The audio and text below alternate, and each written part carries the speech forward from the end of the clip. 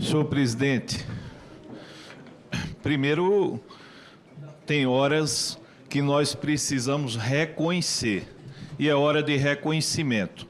Acabei de ver uma entrevista do presidente Lula, quando ele disse que o filho dele deve explicações sobre o caso INSS.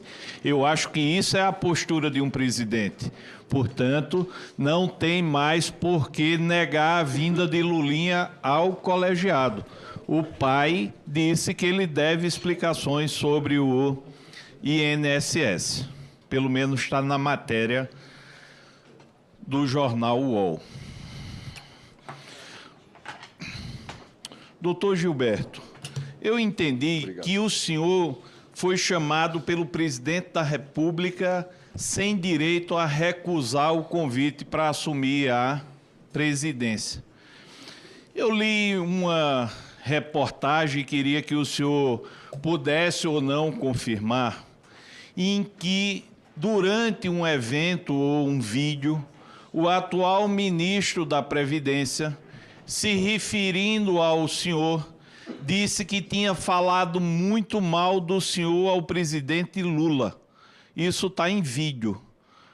O senhor poderia me explicar como é que o ministro da Previdência se dirige ao presidente da República para falar mal do principal dirigente do maior órgão estatal do Brasil?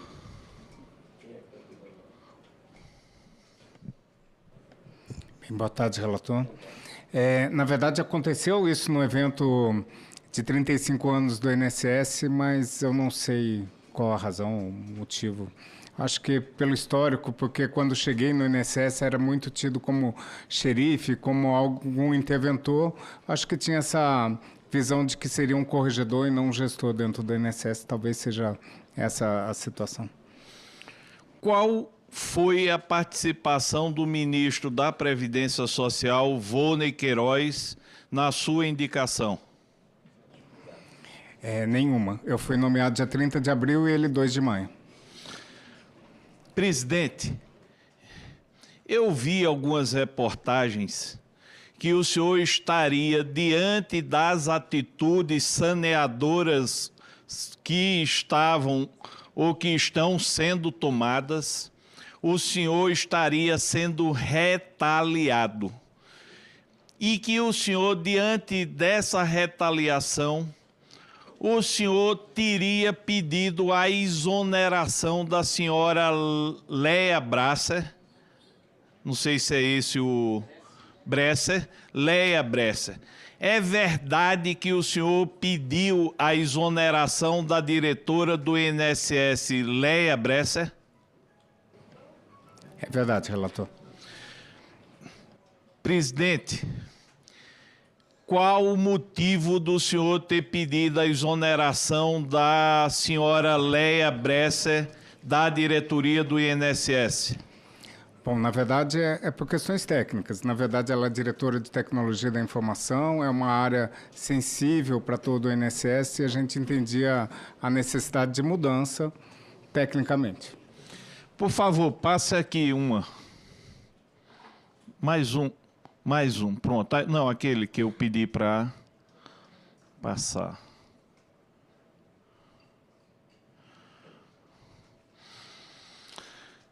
Eu lhe pergunto, o senhor sabe se a senhora Léa Bresser, diretora do INSS, tem aproximação com o senhor Alexandro Stefanuto? Eu não tenho provas disso, mas o que falam é que ela foi nomeada como diretora de gestão de pessoas por ele pela proximidade. Doutor Gilberto, eu não ouvi de nada que me interessava ao caso, ninguém falando mal da sua atuação profissional. Não lhe conheço, mas também não ouvi nada que desmerecesse sua atuação profissional. Eu lhe pergunto, o senhor está sendo boicotado na sua gestão de presidente do INSS? Não, nunca recebi boicote, recebi apoio de várias áreas dentro do governo, não posso dizer que estou sendo boicotado. O senhor poderia informar a esta comissão se após o senhor assumir, o senhor teve liberdade de nomear todos os diretores? Tive sim. E foi o senhor quem indicou Léa Bresser? A Léa era diretora de gestão de pessoas e na mudança de gestão a gente entendia que precisava ficar alguém com o histórico do INSS. E à época, como ela tinha entrado há um mês só na direção de gestão de pessoas, poderia ser uma pessoa que não tinha trabalhado nessa situação de desconto associativo, a relação com essas pessoas. A gente entendeu que da direção anterior seria a que menos poderia influenciar e eu a indiquei para a diretora de tecnologia da informação. E por que essa mudança de opinião? Porque tão logo, em julho, a gente nomeou a senhora Léa Bresser, a gente deu algumas atribuições que, na verdade, a gente não teve o resultado devido. A Diretoria de Tecnologia da Informação ela é responsável por cuidar da fila do INSS, ela é responsável por trazer propostas de alteração na fila do INSS, ela é responsável pela relação com a DataPrev, da Tecnologia da Informação, ela também foi responsável por monitorar um valor que é do bônus dos servidores. E do bônus a gente foi avisado, depois que acabou, a fila não foi apresentado nenhum projeto para atacar a fila e a relação com a DataPrev também, obrigando o gabinete da presidência a trazer essas atribuições para o gabinete da presidência, que já é assoberbado. Então, tecnicamente, a gente entendia que não era adequado a permanência e foi por isso o pedido da exoneração. O pedido de exoneração da diretora Léa Bresser foi direcionado a quem? Ao ministro da Previdência. Qual a resposta e que data foi esse pedido? Foi em novembro e foi respondido que não via motivos para exonerar. Eu estava observando e fiquei sem entender uma portaria ou algo do tipo em que o ministro da Previdência avoca para ele nomeação interna corporis do INSS. Aconteceu isso? Na verdade, quando eu chego, 30 de abril, o INSS não podia fazer qualquer tipo de nomeação. Nem para chefe de serviço, que é o cargo mais baixo que tinha, não podia fazer substituições. E no primeiro contato que eu tive com o ministro da Previdência, de 4 de maio, eu solicitei a ele delegações de competência para a gente poder atuar, tanto para assinar contratos quanto para nomear. E a gente foi surpreendido naquela semana que ele acabou conferindo amplos poderes, nomeação para todos os cargos possíveis de nomeação que seria dele. Isso foi em maio e persistiu até em julho. Julho ele entendeu por bem que cargos de superintendente e gerente executivo deveriam ter um crivo diferenciado que deveria passar para ele de novo essa competência. Diretores sempre foi Casa Civil. Pergunta ao senhor, ninguém melhor do que para defender os interesses da autarquia. O senhor concorda com essa decisão do ministro de passar pelo crivo dele, retirando da sua alçada? Na verdade, assim, até agora a gente nunca teve problema quanto a essa dupla checagem. Eu acho que é um direito dele, já que o decreto traz para o Ministério da Previdência essa competência. A delegação ou não fica a um critério do gestor. Tá, mas então o senhor não acha isso ferir a autonomia do INSS? Vários órgãos da administração, autarquia e fundações têm esses níveis de competência para nomear. Então, isso, na verdade, está pela lei e é um direito que cabe ao gestor escolher se delega ou não amplos poderes para nomeação. Então, sendo mais objetivo, isso não lhe incomoda em absolutamente nada? Não. Muito bem. Se não lhe incomoda, eu estou vendo aqui que o senhor exonerou uma pessoa chamada Wesley Aragão Martins. Sabe quem é? Sei, o ex-gerente executivo de São Luís do Maranhão. O senhor exonerou? Exonerei. O senhor tirou uma semana de férias a partir de 3 de novembro de 2025. Na sua ausência, ele foi renomeado. Me diga, quem tem razão? O senhor que conhece o INSS e o retirou, porque não deve preencher os requisitos, acredito eu, porque senão não havia por que exonerá-lo, ou, na sua ausência, o ministro Volney o nomeou. Eu queria entender isso aí. Na verdade, quem nomeou foi a minha substituta, que foi a Leia, não foi o ministro Volney. Não, tudo bem, foi a Leia. Isso. Mas o senhor tinha exonerado, ela nomeou. Vamos trocar ministro por ela. Me diz aí como é que funciona dessa forma, porque eu não entendo bem esse tipo de gestão. Um exonera, o outro nomeia na ausência, o senhor retorna e mantém. O que ocorre é quando a gente chega, a gente acaba tendo uma atitude de exonerar pessoas que poderiam, de alguma forma, não relacionado à operação sem desconto, mas de alguma forma respondendo o processo, ou sendo investigados, ou algumas atitudes que poderiam trazer situações difíceis para o INSS, e a gente entendeu por bem de exonerar o então gerente executivo. Passado um tempo, veio um pedido da Superintendência Nordeste para nomear o senhor Wesley não mais para gerente executivo, mas para coordenador de benefício da região Nordeste. Esse pedido chegou a mim. Nós entendemos no momento que não era adequado, porque precisava aprofundar aquilo que a gente estava detectando em maio. A nossa diretoria de governança estava fazendo uma análise sobre isso e persiste em fazer essa análise sobre isso. E essa informação a gente simplesmente não nomeou. Nas minhas férias, a diretora substituta entendeu por bem que, tendo em vista que ele não estava respondendo a um processo específico sobre o fato, não tinha nada instaurado contra ele que poderia nomear, e assim o fez. A gente entendeu por bem, já que tinha sido renomeado para esse novo cargo, continuar as apurações que temos contra ele e verificar se existe realmente indícios mais fortes para poder manter ou exonerá-lo do cargo. Pergunta, as apurações acabaram? Ainda não. Olha só que contradição. O senhor chega para sanear o INSS, exonera um servidor sob suspeita, mantém uma apuração, faz todo um trabalho de governança, porque, pelo que eu entendi, o senhor quer que no INSS tenha pessoas capacitadas e sérias. O senhor tira uma semana, estava com esse nome, não faz em prol da integridade do INSS, quando o senhor volta, essa pessoa está nomeada. Me diga uma coisa, é justo pesar em prol do servidor ou do Estado brasileiro a integridade do sistema? Como é que o senhor aceitou manter essa pessoa nomeada se o senhor tem dúvidas sobre a integridade dela?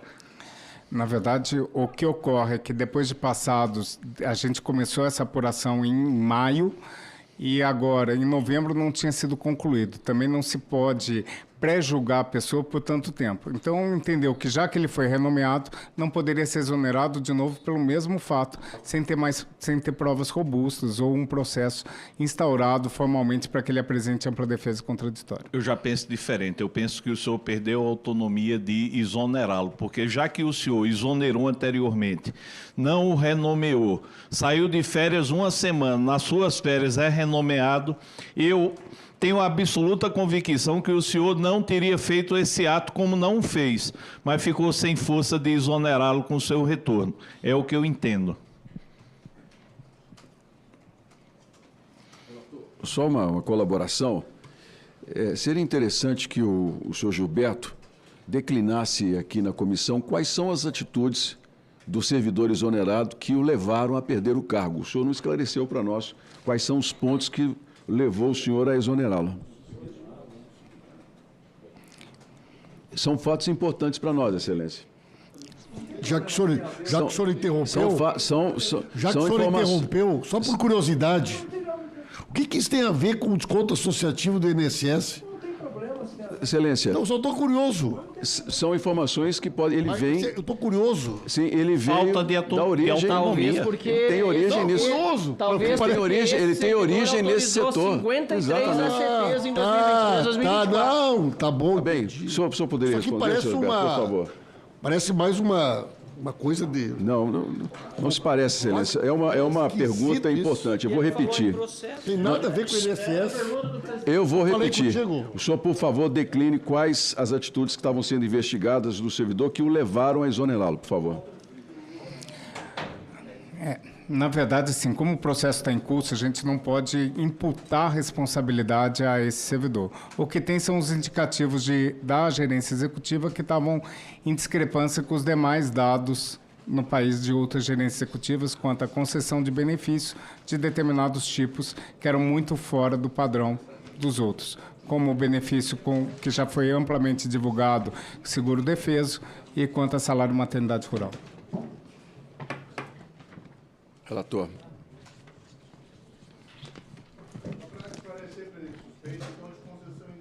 De benefícios.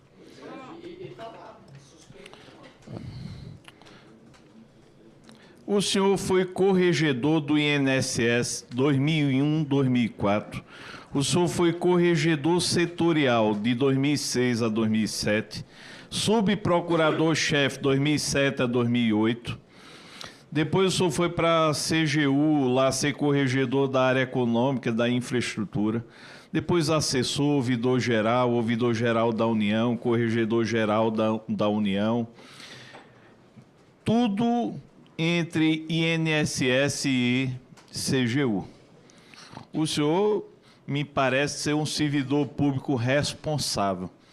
Nós estamos diante de uma verdadeira quadrilha que se apossou do sistema de previdência social e, pelas investigações nossas, isso não aconteceu ontem nem hoje. Isso vem há muito tempo. O senhor passou por muitos órgãos correcionais. Quando foi a primeira vez que o senhor ouviu, pelo seu exercício profissional, notícias sobre fraude em desconto associativo ou consignado? Agora, recentemente, após a operação sem desconto. Olha só, o senhor, volta a dizer, o senhor passou pelos principais órgãos de fiscalização da AGU e do INSS. O senhor, inclusive, como ouvidor. Aqui, cada um conta a história que quer. Tem uma parte que diz que começou isso de desvio a partir de 2019. Tem outra parte que diz que foi antes. Tem outra parte que diz que aumentou muito a partir do governo Lula. Eu quero ouvir do senhor, como servidor de carreira, que hoje foi nomeado para sanear o sistema de previdência. O senhor já tinha ouvido falar, antes da operação sem desconto, em fraude sistemática, em desconto associativo ou empréstimo consignado? Não, mesmo porque eu não atuava diretamente no INSS. O senhor participou de vários órgãos diretamente superiores aos do INSS.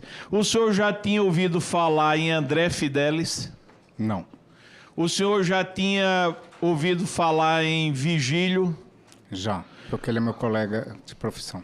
O senhor já tinha ouvido falar em Stefanuto? Já por ser meu colega de profissão.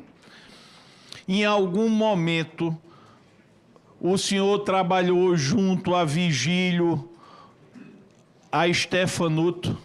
Com o Stefanuto, sim, de 2007 a 2008, na Procuradoria-Geral do INSS. O senhor, em algum momento, trabalhou com o ministro Jorge Messias? Agora como corregedor da PGF. Nesse momento que o senhor era corregedor, alguns desses personagens trabalhavam junto com o senhor? Não. Em algum momento antes daquele que o senhor falou, o senhor trabalhou em algum ministério com Stefanuto ou Vigílio? Não, Ao mesmo tempo? não.